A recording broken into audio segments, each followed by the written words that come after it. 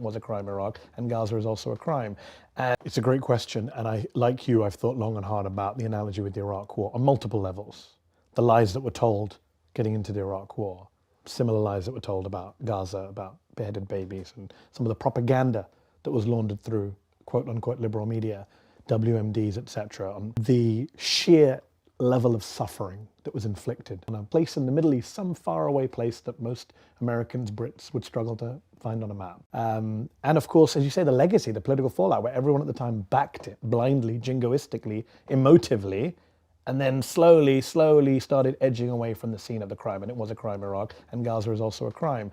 And, you know, Omar al-Akkad, who's an Egyptian-Canadian journalist, has a new book out called One Day Everyone Will Always Have Been Against This. It's about Gaza. When I saw that title, and I've read the book and I interviewed the guy, it just does bring back Iraq memories and war on terror memories. Sure. Everyone's now saying, oh, Afghanistan was a disaster. But I was the guy writing Afghanistan's a disaster in 2009, 10, 11, and getting attacked for it, like you're pro-Taliban for saying that. I was the guy who marched against the Iraq war with millions of other people. We were told we were stooges for Saddam Hussein. Today, everyone's against the Iraq war.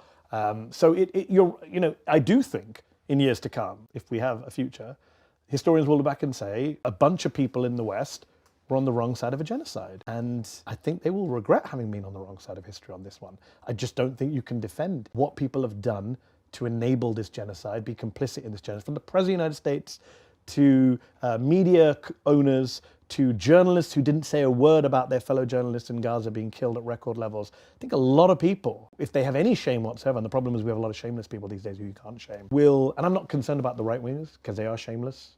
I'm talking about the liberals, the progressives, the people who feel good about themselves, take all the right stances on every issue except Palestine. The PEPs, progressive except Palestine, I think they will look back in years to come and feel utter shame for what they supported or at least turned a blind eye to. I do believe that.